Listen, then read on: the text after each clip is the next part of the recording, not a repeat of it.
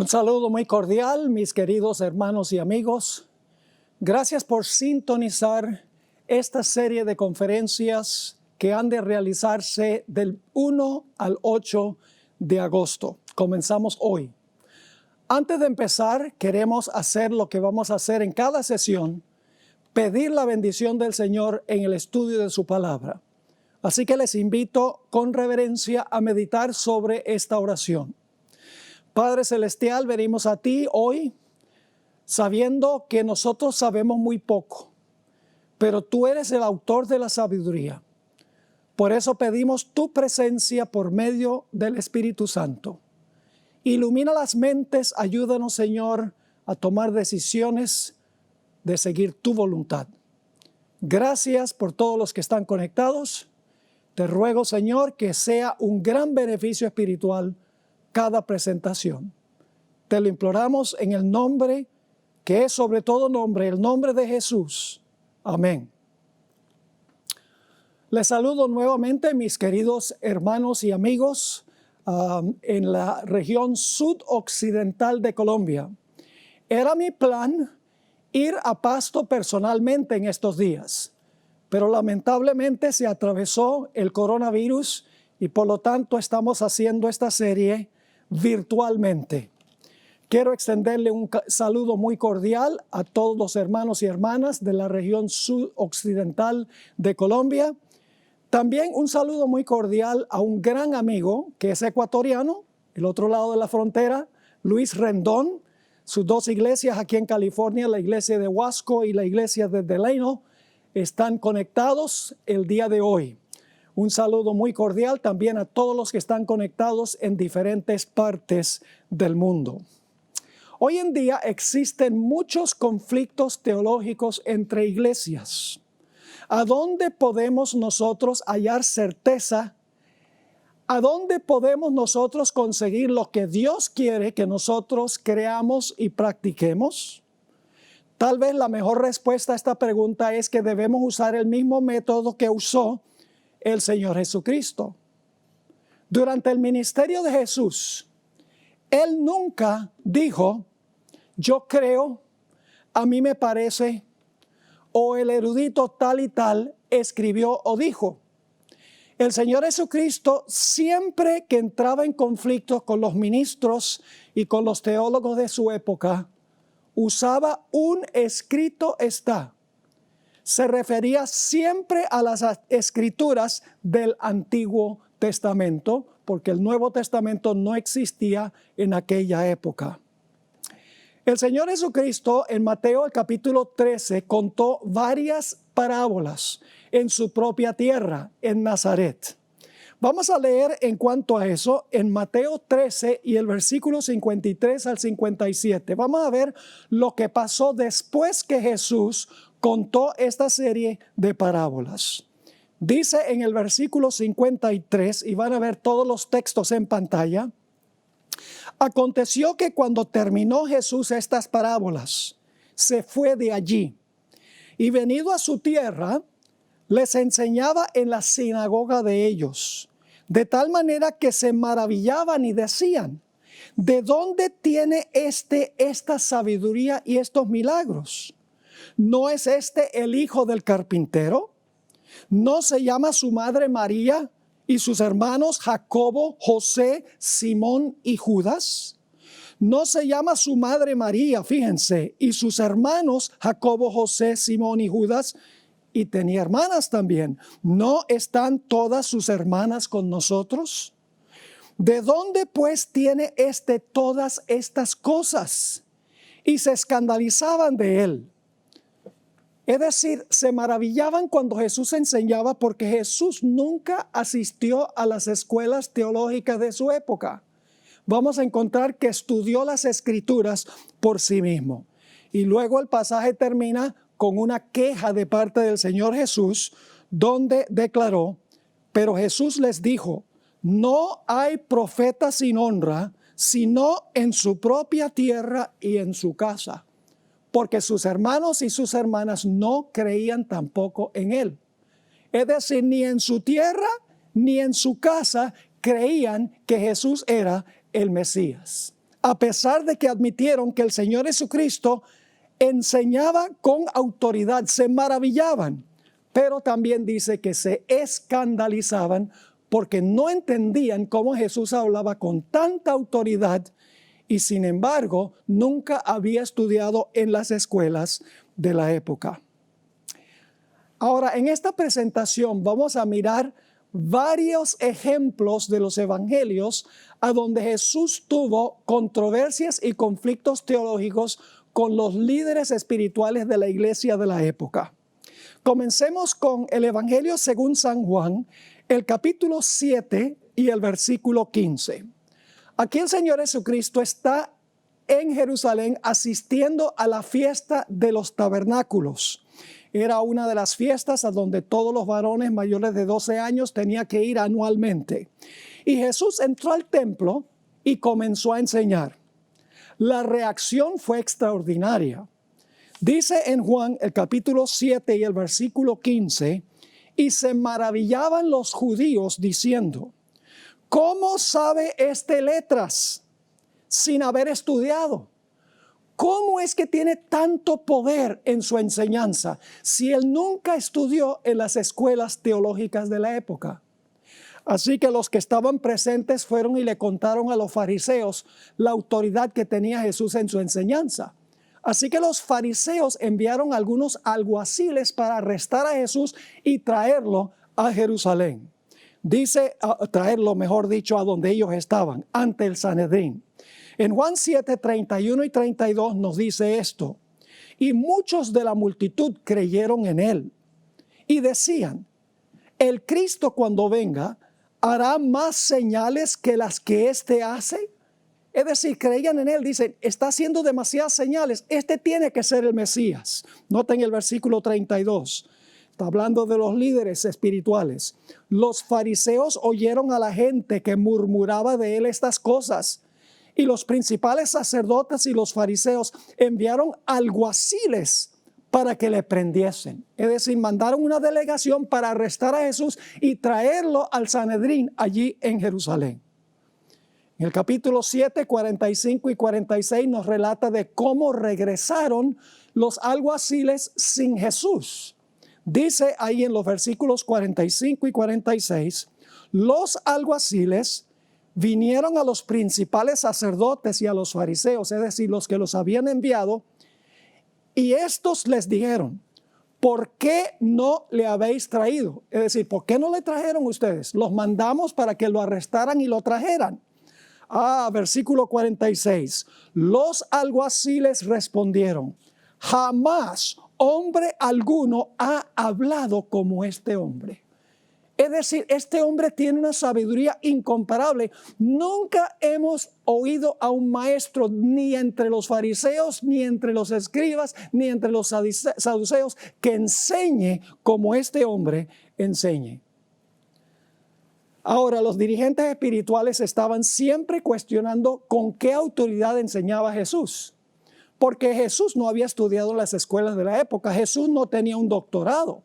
Y por lo tanto decían, este no tiene autoridad para enseñar porque este no tiene un título. Note lo que dice Marcos 11 y el versículo 27 y 28. Marcos 11, 27 y 28.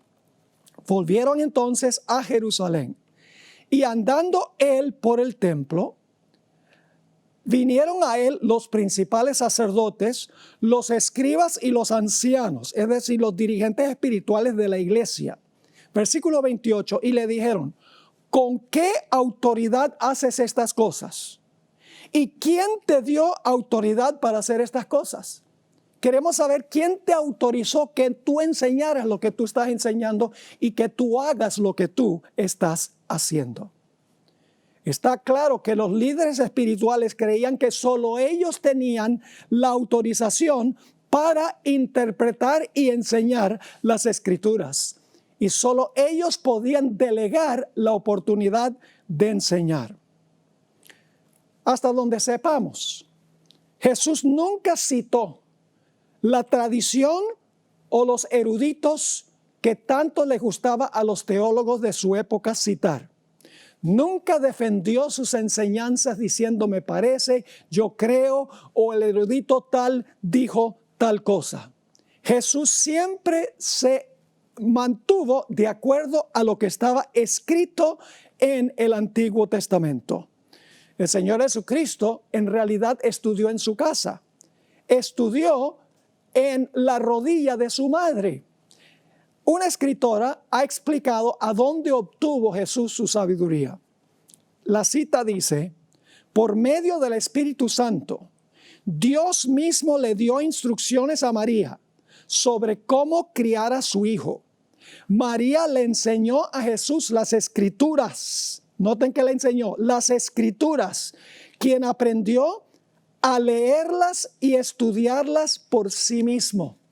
Es decir, Jesús no dependía de lo que decían otros. No le dijo a la mamá, bueno, estudia tú por mí y tú me instruyes. No, María le enseñó a Jesús a leer las Escrituras y a estudiarlas por sí mismo. Por eso tenía tanta autoridad, porque tenía la autoridad de la palabra de Dios.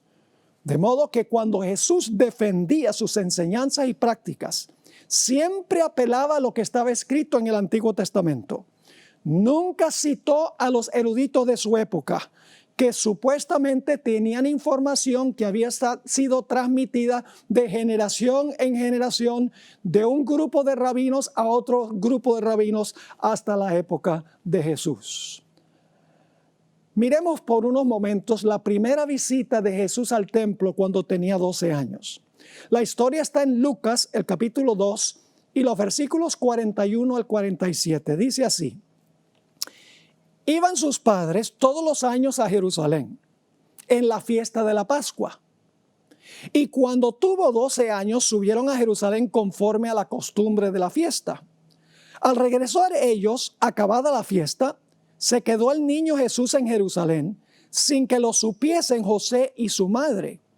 Y pensando que estaba entre la compañía, anduvieron camino de un día y le buscaban entre los parientes y los conocidos. Pero como no le hallaron, volvieron a Jerusalén buscándole. Y aconteció que 3 días después le hallaron en el templo, sentado en medio de los doctores de la ley, en medio de los teólogos, de los PhDs, podríamos decir. Lo encontraron sentado en medio de los doctores de la ley, oyéndoles y preguntándoles. Es decir, no solamente oía, sino que le hacía preguntas.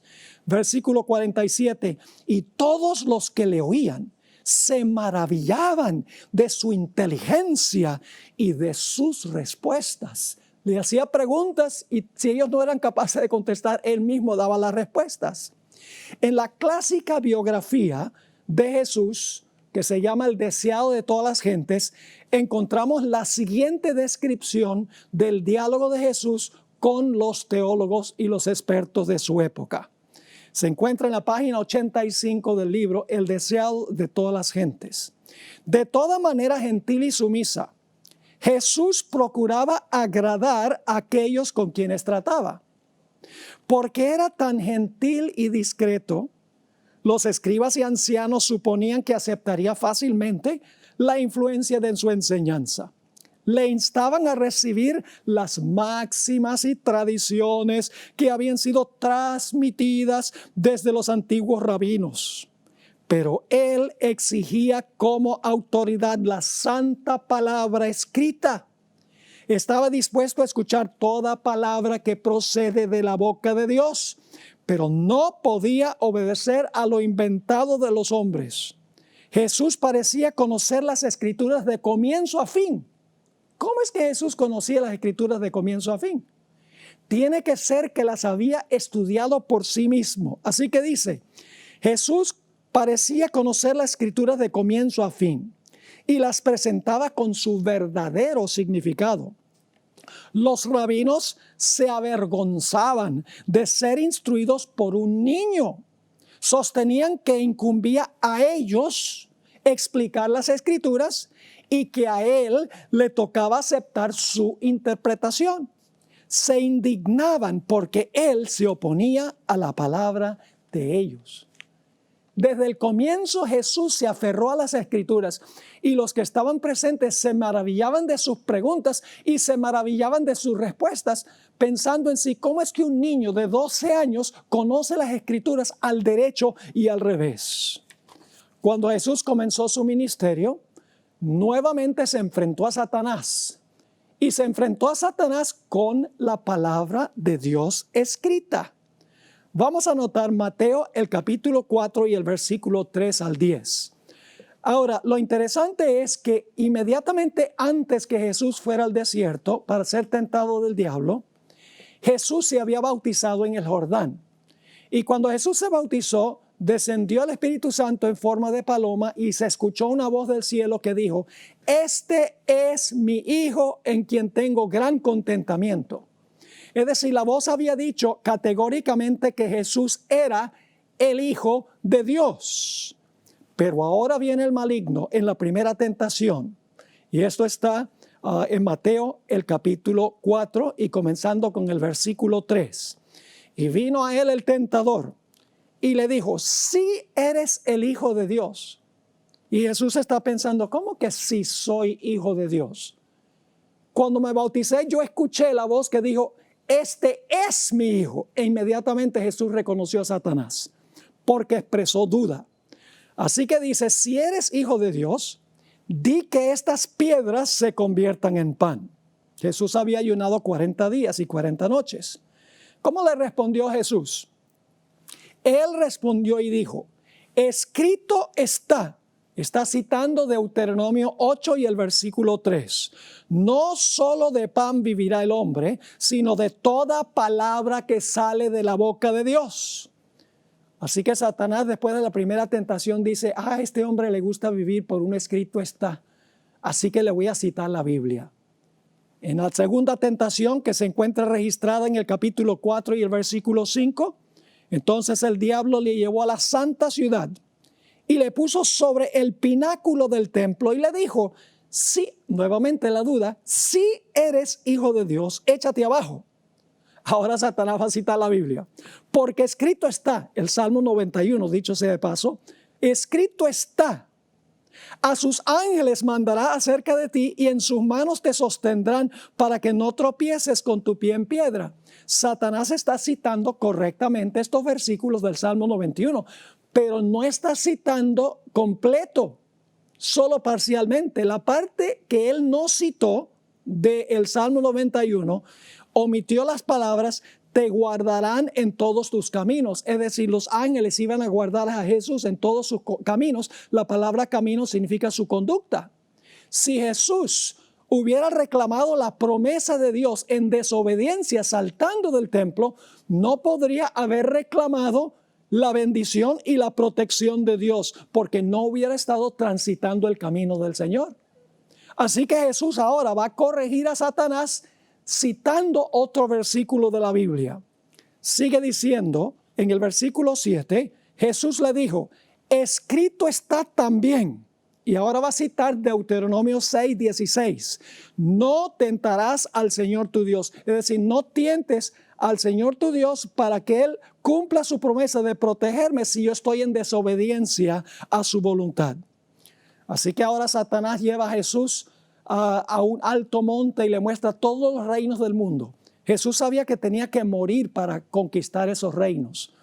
Pero Satanás le va a ofrecer un camino más fácil. Satanás le va a decir, todo esto te lo doy si tan solo me adoras por un instante. Vamos a leerlo. Mateo el capítulo 4 y el versículo 8. Otra vez le llevó el diablo a un monte muy alto y le mostró todos los reinos del mundo y la gloria de ellos. Y le dijo, todo esto te daré si postrado me adorares. Entonces Jesús le dijo, vete de mí, Satanás, porque escrito está. Está citando Deuteronomio 6:13 y Deuteronomio 10:20. Escrito está, al Señor tu Dios adorarás y a Él solo servirás.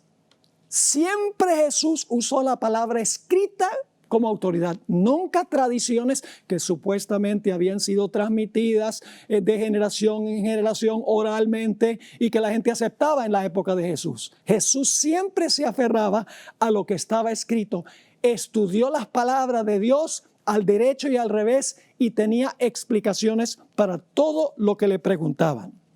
Cuando Jesús comenzó su ministerio, entró a la sinagoga en Nazaret un día de sábado. Le habían dado el rollo de las Escrituras para que él escogiera la lectura bíblica para ese día.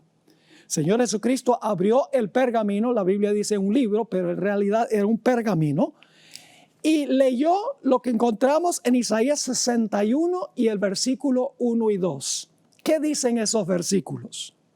El Espíritu de Jehová, el Señor, está sobre mí, porque me ungió Jehová. Me ha enviado a predicar buenas nuevas a los abatidos, a vendar a los quebrantados de corazón, a publicar libertad a los cautivos y a los presos apertura de la cárcel, a proclamar el año de la buena voluntad de Jehová. Y luego el Señor Jesucristo, después de leer estos versículos, cerró el rollo y en Lucas 4:21 dijo lo siguiente: hoy se ha cumplido esta escritura ante vuestros oídos. Así que noten que Jesús autenticó la legitimidad de su ministerio leyendo de Isaías 61 y el versículo 1 y 2. Y dijo, esta escritura se ha cumplido ante sus ojos. Las escrituras indicaban que Jesús era el Mesías. Jesús siempre usaba las escrituras para comprobar que él era el Mesías. Noten Juan 5 y el versículo 45 al 47, Juan 5, 45 al 47. Dice Jesús a los que están reunidos ahí, un grupo de judíos, no penséis que yo voy a acusaros delante del Padre. Hay que nos acusa Moisés, en quien tenéis vuestra esperanza. Es decir, Jesús le dice, Moisés mismo los acusa a ustedes. Versículo 46, porque si creyeseis a Moisés, me creeríais a mí, porque de mí escribió él. Nuevamente que Jesús se está refiriendo a los escritos de Moisés, no a una tradición oral que supuestamente se transmitió, que Moisés habló, pero que nunca se registró. No, Jesús dice, porque si creyeseis a Moisés, me creeríais a mí, porque de mí escribió él. Pero si no creéis a sus escritos, ¿cómo creéis a mis palabras? Nuevamente Jesús iba a la palabra escrita. Vamos ahora a Marcos el capítulo 7 para estudiar un evento muy interesante. Los judíos tenían una tradición de que tenían que lavarse las manos ceremonialmente muchas veces cuando participaban de su alimento en la mesa. Era una tradición que la Biblia no enseña, pero había sido transmitida de rabino en rabino en rabino y la gente de la época de Jesús lo aceptaba como si fuera la verdad. Los dirigentes espirituales entraron en controversia con Jesús y dijeron, ¿por qué tus discípulos no se lavan las manos antes de comer? Y no significa que no debemos lavarnos las manos antes de comer. Está hablando de una práctica ceremonial donde se lavaba muchísimas veces ritualmente sus manos. Noten cómo se defendió Jesús ante la acusación contra sus discípulos. Marcos el capítulo 7 y el versículo 9.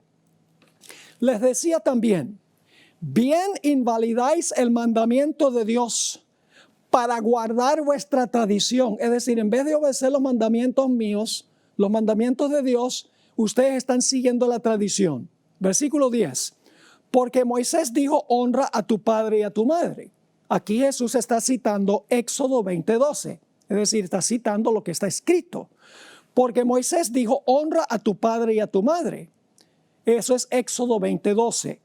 Y el que maldiga al padre o a la madre muera irremisiblemente. Está citando Éxodo 21 y el versículo 17. Es decir, Jesús le dice, lo que está escrito dice honra a tu padre y a tu madre.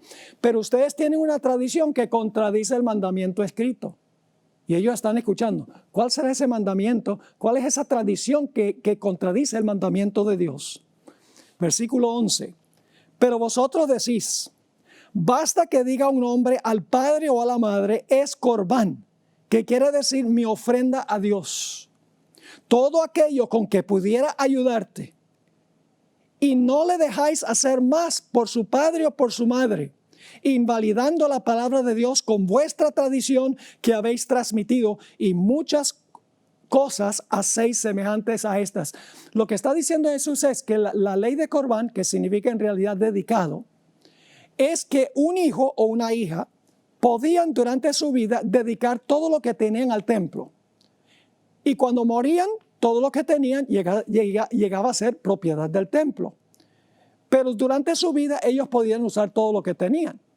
Entonces, cuando venía un padre o una madre necesitados, le decían al hijo o la hija, oye, tengo necesidad de apoyo económico. El hijo o la hija podían decir, siento mucho, está todo dedicado al templo. No te puedo ayudar. Esa era la ley de Corbán. Jesús dice, la tradición que ustedes tienen contradice el mandamiento, honra a tu padre y a tu madre. Es decir, Jesús andaba por la palabra escrita. Las tradiciones muchas veces contradecían la palabra escrita. Y Jesús dijo nuevamente en el versículo 13, invalidando la palabra de Dios con vuestra tradición. Es decir, estaban invalidando la palabra escrita por la tradición. Y luego sigue diciendo que habéis transmitido. La idea de que la tradición oral había sido transmitida de generación en generación, aunque Moisés nunca escribió sobre eso. Y luego dice, y muchas cosas hacéis semejantes a estas. Es decir, este caso solamente era uno entre muchos donde la tradición destruía a la palabra escrita.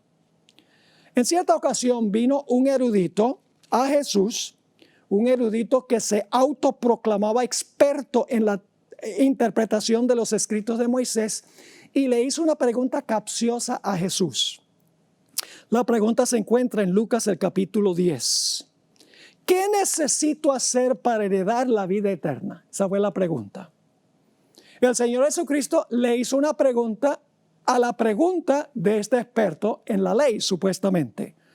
En el capítulo 10 de Lucas y el versículo 26, dice, Jesús le dijo, ¿qué está escrito en la ley? ¿Cómo lees? Es decir, Jesús lo dirige a la palabra escrita. Dime tú qué está escrito. Y entonces el joven responde. Dice, citando Deuteronomio 6:4, debemos amar a Dios por sobre todas las cosas, debemos amar a nuestro prójimo como a nosotros mismos. Y entonces después que el joven contesta la pregunta de Jesús, Jesús le dice, bien has respondido, haz esto y vivirás.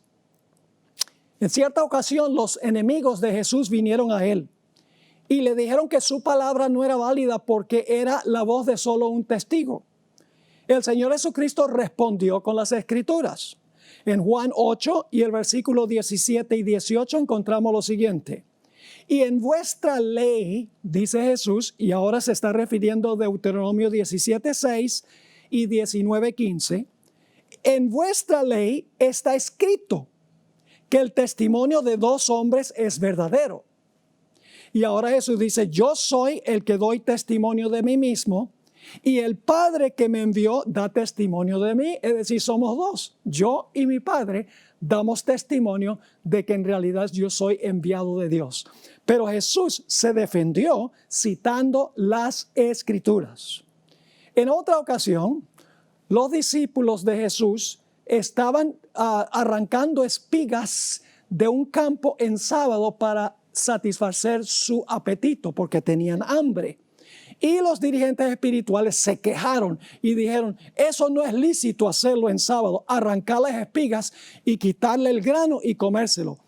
En ninguna parte de la Biblia dice que uno no puede arrancar un par de espigas de un campo para satisfacer su necesidad de alimento. Ahora, la Biblia sí prohíbe cosechar todo un campo en sábado, pero no arrancar unas espigas para comer en día de sábado. ¿Cómo respondió Jesús a esta acusación? Vamos a Mateo 12 y empezando en el versículo 3. Pero él les dijo, no habéis leído, nuevamente a las Escrituras, no habéis leído, y ahora se refiere a 1 Samuel 21:6, ¿no habéis leído lo que hizo David cuando él y los que estaban con él tuvieron hambre? ¿Cómo entró en la casa de Dios y comió los panes de la proposición que no les era lícito comer ni a él ni a los que con él estaban, sino solamente a los sacerdotes? Y eso lo hizo David en día de sábado. Y luego entonces Jesús se refiere a otro caso. Dice, ¿o no habéis leído en la ley, nuevamente leído en la ley, Números 28, 9 y 10, cómo en el día de reposo los sacerdotes en el templo profanan el día de reposo y son sin culpa? ¿Qué significa eso, que los sacerdotes profanaban el día de reposo? Pues el sábado los sacerdotes ofrecían el doble de los sacrificios y sin embargo eran sin culpa, porque era un mandato que Dios había dado. Estaba en realidad en armonía con el sábado. Así que Jesús se refiere a estos dos casos. 1 Samuel 21:6, Números 28, 9 y 10. Y Jesús dice, las escrituras justifican lo que están haciendo mis discípulos. Jesús resolvió el problema con la palabra escrita. En otra ocasión se levantó una controversia en cuanto al divorcio. Los dirigentes judíos le preguntaron a Jesús, ¿está bien que un hombre se divorcie por cualquier causa? ¿Cómo contestó Jesús? Dijo, a mí no me parece que eso puede ser así. Yo creo que eso está equivocado. Jesús no especuló. Noten Mateo 19 y el versículo 4 al 6. Mateo 19, 4 al 6. Él respondiendo les dijo, ¿no habéis leído que el que los hizo al principio, varón y hembra los hizo? Y ahora va a citar Génesis 2:24. Y dijo, por esto el hombre dejará padre y madre y se unirá a su mujer y los dos serán una sola carne. Así que no son ya más dos, sino una sola carne. Por tanto, lo que Dios juntó, no lo separe el hombre. Jesús citó Génesis y dijo, el hombre no tiene derecho a separar lo que Dios unió. Jesús respondió en el conflicto teológico con la palabra escrita. Cuando Jesús entró triunfalmente a Jerusalén, sentado sobre un asno, los niños alababan a Jesús diciendo, Hosana al rey que viene sentado en el asno, glorificado sea el nombre del Señor. Y los dirigentes espirituales le dijeron a Jesús, regáñalos porque no deben estar haciendo eso. ¿Cómo defendió Jesús lo que estaban haciendo los niños? Mateo 21 y el versículo 16. Y le dijeron, estos son los dirigentes espirituales, ¿oyes lo que estos dicen? Y Jesús les dijo, sí, nunca leísteis, ahora va a citar el Salmo 8 y el versículo 2, nunca leísteis de la boca de los niños y de los que maman perfeccionaste la alabanza. Jesús dice, las escrituras dicen que ellos tienen derecho de hacerlo. No pudieron objetar a eso porque Jesús lo defendió con las escrituras. Cuando Jesús purificó el templo de los mercaderes que estaban allí, ¿cómo defendió Jesús lo que él hizo? Mateo 21 y el versículo 13 dice que Jesús apeló a las escrituras para defender lo que él había hecho. Dice allí en Mateo 21, 13, y les dijo, escrito está, mi casa, casa de oración será llamada, mas vosotros la habéis hecho cueva de ladrones. Está citando Isaías 56 y el versículo 7. Nuevamente Jesús está defendiendo todo con la palabra escrita. Siempre apelaba a la palabra escrita. En cierta ocasión el Señor Jesucristo contó una parábola que se conoce como la parábola de la viña. Se encuentra registrada a fines del capítulo 21 del Evangelio según San Mateo. Según la parábola, y lo voy a abreviar, Dios mandó algunos mensajeros cuando llegó el tiempo de los frutos para recibir los frutos de la viña y maltrataron a los siervos. Así que Dios mandó otros siervos después de estos en el tiempo de la vendimia e hicieron lo mismo con ellos. Finalmente, el dueño de la viña envió a su propio hijo diciendo, van a respetar a mi hijo. Y claro, el hijo era Jesús. Y los enemigos del hijo dijeron, vamos a tomarlo y lo matamos fuera de la viña, porque este es el heredero. Entonces Jesús les preguntó en Mateo 21 y el versículo 40 lo siguiente. Cuando venga pues el Señor de la viña, ¿qué hará aquellos labradores? Ellos no han caído en cuenta que Jesús está hablando es de ellos. Pero Jesús les pregunta, ¿qué debe hacerse con aquellos que no dieron los frutos en el primer llamado, no dieron los frutos en el segundo llamado? Y finalmente, cuando se envió al hijo, el hijo del dueño de la viña, lo mataron. ¿Qué se debe hacer con esos? Oh, ellos dicen en el versículo 41, le dijeron, a los malos destruirás sin misericordia y arrendará su viña a otros labradores que le paguen el fruto a su tiempo. Ellos mismos se incriminaron. En el versículo 21, noten que Jesús usa las escrituras al final de la parábola. Mateo 21, 42 dice, Jesús les dijo, ¿nunca leísteis a las escrituras? Noten, escrituras, Salmos 118, 22. ¿Nunca leísteis a las escrituras? La piedra que desecharon los edificadores ha venido a ser la cabeza del ángulo. Es decir, Jesús es la piedra, la cabeza del ángulo. El Señor ha hecho esto y es cosa maravillosa a nuestros ojos. Nuevamente Jesús se defendió usando la palabra escrita. Les estoy dando no todos los ejemplos de los evangelios, pero muchos de los ejemplos de que Jesús siempre resolvía conflictos, siempre tenía certeza y autoridad porque se atenía a lo que estaba escrito en el Antiguo Testamento. Una vez Jesús tuvo una disputa con los saduceos que no creían en la resurrección. Y los saduceos vinieron y le presentaron un caso hipotético a Jesús. El caso decía que había 7 hermanos. Uno de ellos se casó con cierta mujer y se murió. Pues el hermano de él se casó luego con la mujer como la ley judía exigía y él también murió. Y así los 7 murieron.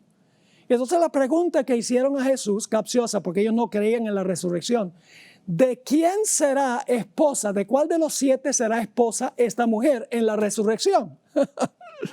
La historia está en Marcos, el capítulo 12 y el versículo 24 al 27. Aquí está la respuesta de Jesús. Jesús no dijo, lo que ustedes están diciendo es ridículo, no tiene sentido. A mí me parece que ustedes deben ir a estudiar. Jesús no discutió con ellos. Directamente fue a las Escrituras. Marcos 12, 24. Entonces respondiendo Jesús les dijo, ¿no erráis por esto? Porque ignoráis las Escrituras y el poder de Dios. Las Escrituras, porque las Escrituras en realidad profetizan la resurrección. Varios textos del Antiguo Testamento anuncian la resurrección, Job 14, Daniel 12 y el versículo 2, etc. Así que Jesús dice, no erráis por esto porque ignoráis las Escrituras y el poder de Dios. Es decir, ustedes creen que Dios no es suficientemente poderoso como para resucitar a alguien. Versículo 25, porque cuando resuciten de los muertos, ni se casarán ni se darán en casamiento, sino que serán como los ángeles que están en los cielos. Pero respecto a que los muertos resucitan, ahora dice Cristo, yo les voy a comprobar que los muertos resucitan. ¿No habéis leído en el libro de Moisés, no la tradición, en el libro de Moisés, cómo le habló Dios en la zarza, diciendo, y ahora va a citar Éxodo 3:6, yo soy el Dios de Abraham, el Dios de Isaac y el Dios de Jacob. Dios no es Dios de muertos, sino Dios de vivos. Así que vosotros mucho erráis. Jesús está diciendo, pues si Dios es Dios de Abraham, Isaac y Jacob, que estaban muertos hace tiempo cuando Jesús dijo esto, entonces tiene que haber una resurrección, porque Dios no es Dios de muertos, Dios es Dios de vivos. En otra ocasión, cuando Jesús visitó el templo por última vez, tuvo varias discusiones con los líderes espirituales. Y Jesús les hizo una pregunta. La historia está en Mateo 22 y el versículo 41 al 45. Y estando junto a los fariseos, les preguntó Jesús, diciendo, ¿qué pensáis del Cristo? Palabra Cristo significa Mesías en griego. ¿Qué pensáis del Cristo? ¿De quién es hijo? Le dijeron, de David. Todos sabían que el Mesías era el hijo de David. Versículo 43. Él les dijo, pues como David en el Espíritu le llama Señor, diciendo, y ahora cita el Salmo 110 y el versículo 1. Dijo el Señor a mi Señor, siéntate a mi derecha hasta que ponga a tus enemigos por estrado de tus pies. Pues si David le llama Señor, ¿cómo es su hijo? Y nadie le podía responder palabra, ni osó alguno desde aquel día preguntarle más. Ahora, ¿qué estaba diciendo Jesús? Estaba diciendo lo siguiente. Si David se refirió a su hijo como Señor, entonces el hijo tiene que ser mayor que David. Y no puede ser, por lo tanto, el hijo literal de David. Después de su resurrección, nuevamente Jesús, para explicarle a sus discípulos lo que había ocurrido cuando murió en la cruz y su resurrección, el Señor Jesucristo apeló a la palabra escrita. No dijo sencillamente, ve, aquí estoy vivo, así que tengo que ser el Mesías. No, Jesús podría haber dicho eso porque estaba vivo y estaba hablando con ellos, pero Jesús citó las Escrituras para explicarles su muerte y su resurrección. Lucas 24, 25 al 27.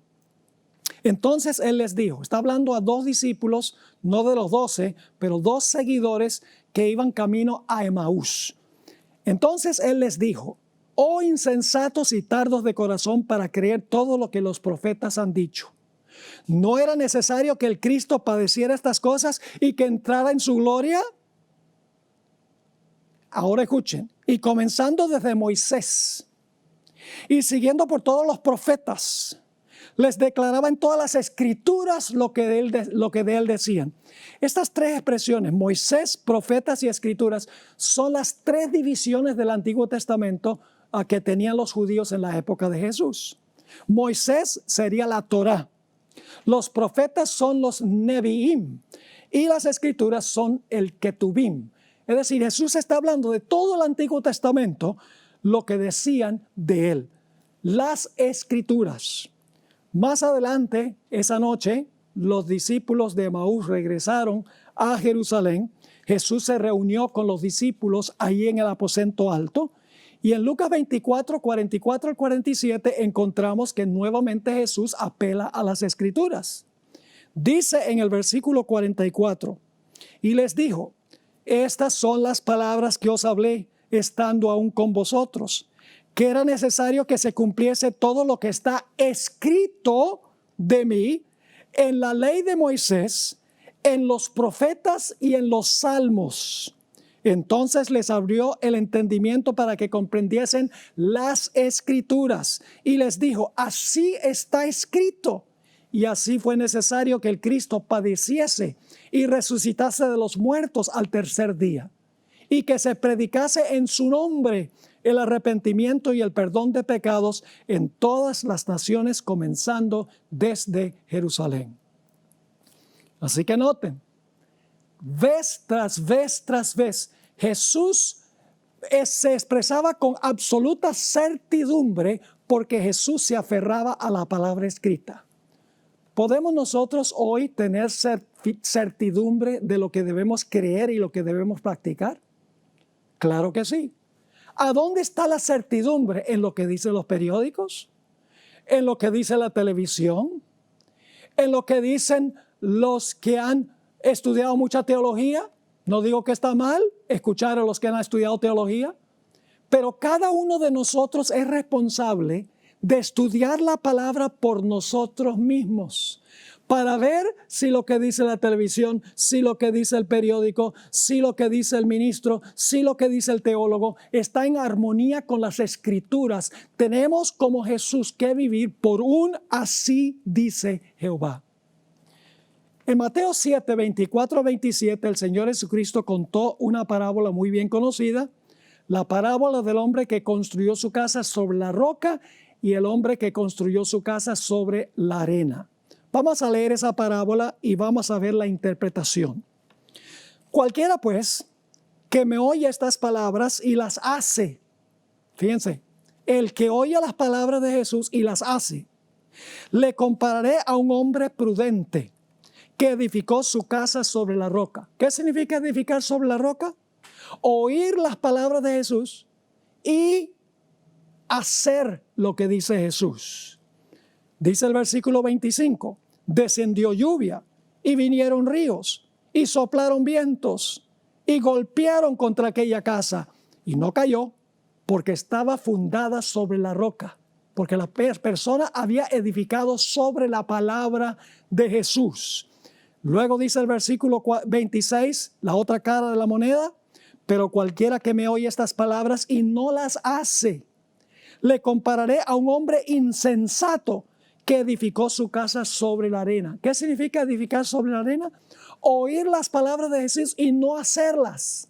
Es decir, seguir las tradiciones de los hombres en vez de la palabra del Señor. Versículo 27. Y descendió lluvia, y vinieron ríos, y soplaron vientos, y dieron con ímpetu contra aquella casa, y cayó, y fue grande su ruina. En esta parábola tenemos varios símbolos. Tenemos un hombre sabio, un hombre fatuo, una casa que se edifica, la roca, la arena, el acto de construir la casa, vientos, ríos y una gran caída. Ahora, ¿saben ustedes, mis queridos amigos y hermanos, que esta parábola se aplica directamente a nuestra época? Y ustedes dicen, ¿cómo es eso? Bueno, hablamos en primer lugar de los vientos que van a soplar contra la casa. En Apocalipsis 7, 1 y 2 nos dice lo siguiente. Después de esto vi a 4 ángeles en pie sobre los 4 ángulos de la tierra, que detenían los 4 vientos de la tierra, para que no soplase viento alguno sobre la tierra, ni sobre el mar, ni sobre ningún árbol. En la Biblia, los árboles representan a los fieles de Dios. Ahora, ¿qué va a pasar cuando los ángeles suelten los 4 vientos? Los vientos son simbólicos de tribulación, de angustia, de dificultades terribles. ¿Qué va a pasar cuando los ángeles suelten los vientos? Va a venir un cataclismo aquí en el mundo. Ahora, cuando Dios mande a los ángeles que suelten los vientos, habrá un tiempo de angustia cual no se ha visto jamás. Pero en ese tiempo, solo los que han edificado sobre la roca, sobre las palabras que Jesús ha hablado y han obedecido su palabra, solo esos van a permanecer firmes en medio de los vientos de la gran tribulación final. En Efesios, el capítulo 4 y el versículo 15 y 16, encontramos al apóstol Pablo también refiriéndose a los vientos. Dice allí en Efesios 4, 14 y 15, para que ya no seamos niños fluctuantes, llevados por doquiera de todo viento de doctrina, por estratagema de hombres que para engañar emplean con astucia las artimañas del error, sino que siguiendo la verdad en amor, crezcamos en todo, en aquel que es la cabeza, esto es, Cristo Jesús. Así que noten, no debemos ser soplados de aquí para allá por todo viento de doctrina. Debemos estar fundamentados sobre la roca, y la roca es Cristo Jesús. Y el edificar la roca, sobre la roca significa que debemos edificar nuestra vida sobre la palabra de Dios, para que cuando vengan los vientos de tribulación podamos mantenernos firmes. Ahora, ¿qué representan los ríos? Porque dice, vinieron los vientos y los ríos, y la casa sobre la roca no cayó. Bueno, vamos a Apocalipsis 12 y el versículo 15, porque cuando el Señor Jesucristo no explica los símbolos de una parábola, vamos a otras partes de la Biblia que usan los mismos símbolos. En Apocalipsis 12, 15 está hablando de la iglesia, la verdadera iglesia que tiene que huir, porque Satanás quiere ahogarla, quiere destruirla. Dice en Apocalipsis 12, 15, y la serpiente arrojó de su boca tras la mujer, es decir, la iglesia verdadera, agua como un río, para que fuese arrastrada por el río, como el que edificó sobre la roca. Vinieron los vientos, vino el río, pero no cayó la casa, porque estaba edificada sobre la roca, Cristo Jesús, sobre el que oye las palabras de Jesús y las hace. Mis queridos amigos, ¿cuál va a ser nuestra protección, nuestra única protección en la gran crisis final que está por estallar en este planeta? Nuestra única esperanza está en edificar nuestra casa, nuestra vida, nuestro carácter sobre la roca Cristo Jesús. Cuando oímos su palabra, decimos como Samuel, habla Señor que tu siervo oye. Vivir de acuerdo a la palabra escrita, no a las tradiciones de los seres humanos, no a lo que supuestamente ha sido pasado de generación en generación oralmente que contradice la palabra escrita, no, obedeciendo la palabra escrita sencillamente. En el famoso libro Conflicto de los Siglos, página 580, recomiendo que todos lean este libro. Es un libro espectacular, supremamente importante, donde se describe los conflictos finales por los cuales pasará la iglesia. Dice lo siguiente: solo los que hayan fortalecido su mente con las verdades de la Biblia podrán mantenerse firmes en el último gran conflicto. Toda alma ha de pasar por la prueba decisiva. ¿Obedeceré a Dios antes que a los hombres? La hora decisiva está a las puertas. Hemos plantado nuestros pies sobre la roca inmutable de la palabra de Dios. Esa es la palabra, esa es la pregunta clave. Ahora, ¿qué representa la caída de la casa? Tenemos que ir a Apocalipsis 18 y el versículo 2. Y antes de leer ese texto, quiero explicarles algo.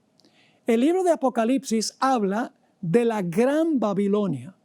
La Gran Babilonia es un movimiento global al final de la historia que está en rebelión contra Dios. No se rigen por lo que dicen las Escrituras, se rigen por tradiciones, se rigen por ideas humanas. Esa es la Gran Babilonia. Le da vino espiritual a las naciones. El vino representa falsas doctrinas. Y la gente se bebe el vino como si fuera muy sabroso el vino. Pero en realidad lo que hace es emborracharlos para que no puedan comprender y practicar la verdad del Señor.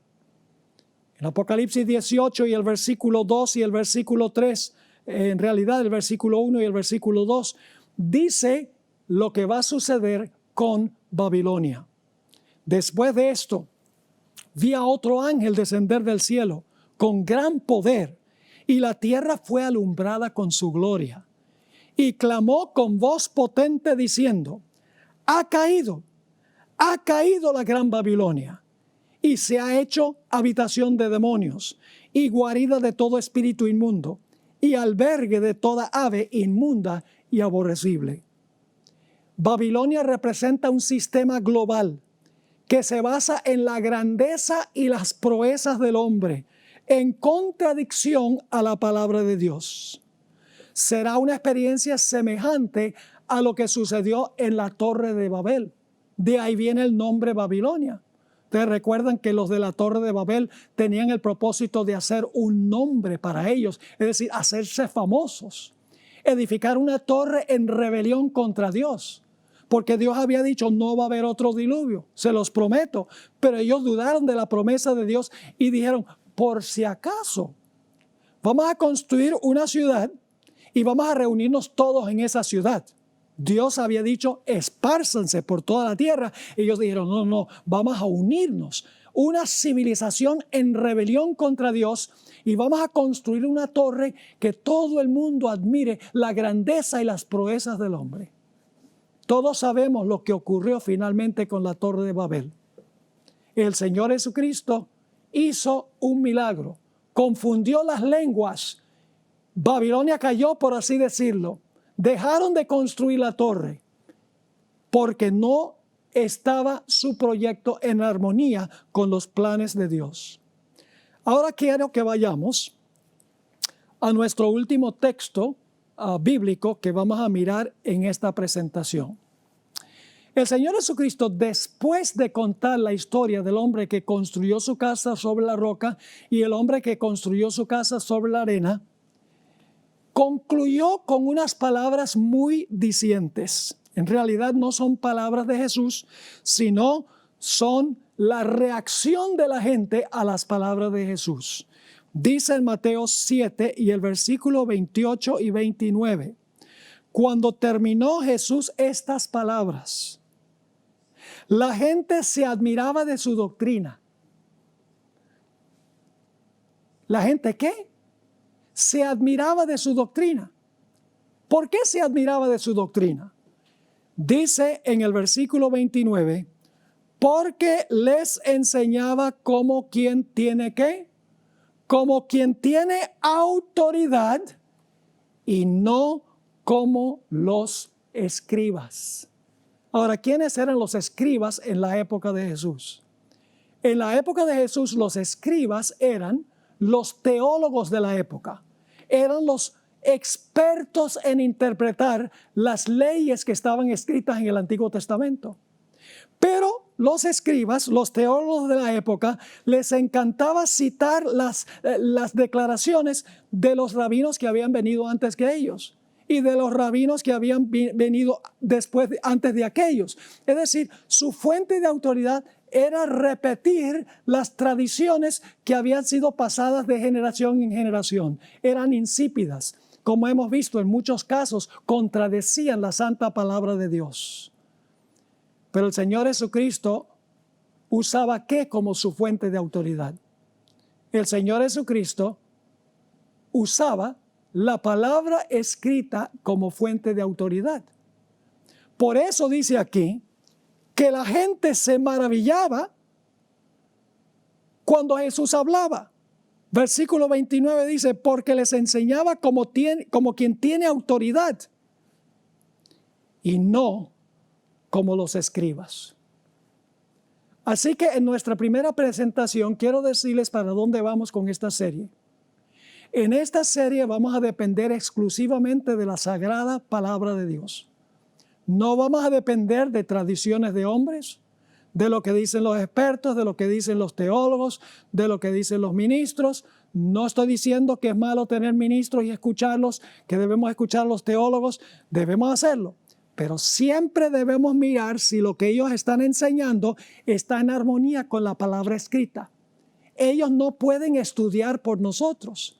Ellos no pueden asimilar las escrituras por nosotros y nosotros decir, bueno, yo no estudio porque yo sigo lo que dice mi ministro, lo que dice mi pastor, eso creo yo. Mis queridos amigos, no podemos hacer eso. Tenemos que estudiar las escrituras como las estudió el Señor Jesucristo y vivir por un así dice Jehová. Porque pronto van a venir los vientos, pronto van a venir los ríos de persecución. Y si hemos edificado sobre la arena, los vientos y la persecución nos llevarán y nos destruirán. Pero aquellos que han construido sobre la roca, que significa oír las palabras de Cristo y hacerlas, prevalecerán y se mantendrán firmes. En Apocalipsis 6:17 se hace una pregunta. El gran día de su ira ha venido, ¿y quién podrá mantenerse en pie? La respuesta es que Dios tendrá un pueblo que se va a basar en la palabra de Dios escrita y solo en la palabra de Dios escrita. Pero para eso tenemos que estudiarla. Así que, mis queridos amigos y hermanos, vamos a estudiar grandes cosas en esta serie. Ojalá se puedan conectar y que estemos dispuestos de vivir, no por tradición, sino por toda palabra que sale de la boca de nuestro Dios.